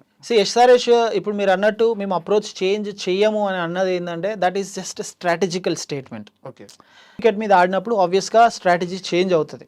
జస్ట్ దట్ పబ్లిక్లో మేము తీసుకున్న స్ట్రాటజీ ఒకవేళ మేము చేంజ్ చేసుకుంటున్నామని చెప్తే ఏమవుతుంది, పబ్లిక్లో it will go as a negative statement. అంటే మా డెసిషన్ మేమే తప్పు అని ఒప్పుకుంటున్నాం అన్న విధంగా వెళ్తుంది. కాబట్టి they said this is the approach we are going to go అని. అదొకటి. రెండోది, మీరు ఫస్ట్ మ్యాచ్ 280+ స్కోర్ చేసిన మ్యాచ్, లేదంటే పంజాబ్తో జరిగిన మ్యాచ్లో మన వాళ్ళు 240+ చేజ్ చేసిన మ్యాచ్ కూడా చూడండి. 2 మ్యాచెస్లో ఓపెనర్స్ ఇద్దరు చాలా బెటర్గా పర్ఫామ్ చేశారు. సో ఇలాంటి హై అగ్రెసివ్, ఆల్ట్రా అగ్రెసివ్ అప్రోచ్తో వెళ్ళినప్పుడు ఓపెనర్స్ అనేది చాలా ఇంపార్టెంట్. సో అది మిస్ అవుతూ వచ్చింది మిగతా మ్యాచెస్లో. మీరు భువనేశ్వర్ కుమార్ ప్లేస్లో షమీన్ తీసుకొచ్చారు. Just look at his numbers, అస్సలు ఏమాత్రం ఎఫెక్టివ్గా లేదు. అండ్ ప్యాట్ కమిన్స్ కూడా చాలా ఎక్స్పెన్సివ్గా అప్రూవ్ అయ్యాడు. మీకు లాస్ట్ సీజన్ వరకు బెటర్ స్పిన్నర్స్ ఉండే, ఈ సీజన్లో మీ స్పిన్నర్స్ అనుకున్నంత బెటర్ పర్ఫార్మెన్స్ లేదు. లాస్ట్ సీజన్లో మీరు అన్నట్టు నితీష్ కుమార్ రెడ్డి తను ఒక యాంకర్ రోల్ ప్లే చేస్తారు. కొన్ని మ్యాచెస్లో అగ్రెసివ్గా, కొన్ని మ్యాచెస్లో స్లోగా, ప్రతి మ్యాచ్లో కన్సిస్టెంట్గా పర్ఫామ్ చేస్తారు. ఈ సీజన్లో అది లేదు. క్లాసన్ 23 crores అసలు ఏ మాత్రం కూడా పర్ఫార్మెన్స్ లేదు. దీనికంటే ముందు చూస్తే ఎస్ఏ T20లో కూడా Klaasen was struggling to score runs. And ఇప్పుడు SA South Africa cricket announce చేసిన ఎవ్రీ ఇయర్ కాంట్రాక్ట్లో తన పేరు కూడా లేదు. సో వాళ్ళు తనని 23 crores కొన్న తర్వాత తన పర్ఫార్మెన్స్ అంతా డ్రాస్టికల్గా పడిపోయింది. సో ఇలా మల్టిపుల్ రీజన్స్. బౌలింగ్లో చాలా వీక్గా నటరాజన్ ఉండే లాస్ట్ సీజన్, ఈ సీజన్ నటరాజన్ లేడు. ఒకప్పుడు సన్ రైజర్స్ హైదరాబాద్ అంటే లో స్కోర్స్ని కూడా డిఫెండ్ చేసుకునే టీం అనే పేరున్న టీం కాస్త హై స్కోరింగ్ చేస్తుంది, బౌలింగ్ వీక్గా ఉంది అన్న విధంగా మారింది. సో ఓపెనర్స్ రాణించట్లేదు, బౌలింగ్ స్ట్రాంగ్గా లేదు, మిడిల్ ఆర్డర్ వీక్గా కనిపిస్తుంది, స్పిన్నర్స్ కూడా బెటర్గా లేరు. సో ఇన్ని రీజన్స్ ఉన్నాయి. How can we expect a team to win? Correct అండి, కరెక్ట్గా చెప్పారు. అండ్ ఫైనల్గా ఇప్పుడు దాకా మనం మొత్తం మాట్లాడుకున్నాము, ఇంకా హాఫ్ ఆఫ్ ది సీజన్ మిగిలింది. ఒక 2 టీంలు, ఈ 2 టీములకి ఛాన్స్ ఉందని చెప్పి నాకు ఎగ్జాక్ట్ నేమ్స్ చెప్పండి సార్. అంటే ఫైనల్కి చేరడానికి, కప్పు కొట్టడానికి ఛాన్సెస్ ఒక 2 టీమ్స్ సెలెక్ట్ చేసుకోవాల్సి వస్తే ఆ 2 టీమ్స్ పేరు చెప్పండి. నేనైతే ఢిల్లీ అండ్ గుజరాత్ అనుకుంటున్నా ఈసారి. Okay, Delhi and Gujarat they are doing really well, exceedingly well. Okay, ఇనీషియల్గా స్టార్టింగ్ సీజన్లో ఈసారి పంజాబ్ బెటర్గా ఉంటుంది అని అనుకున్నాం. బట్ కొన్ని మ్యాచ్లో బెటర్గా ఉంది, కొన్ని మ్యాచ్లో వాళ్ళు అనుకున్న విధంగా వర్కౌట్ అవ్వట్లేదు. I'm strong. ఢిల్లీ కూడా తెలియదు కానీ గుజరాత్ అయితే 100% ఫైనల్కి వస్తుంది అనిపిస్తుంది నాకైతే. ఓకే అండి, ఒకవేళ కానీ అలాగే గుజరాత్ కానీ విన్ అయితే అండ్ ఐపీఎల్ అయిపోయిన తర్వాత మరొకసారి మనం Sure, definitely. Thank you sir. Thank you very much.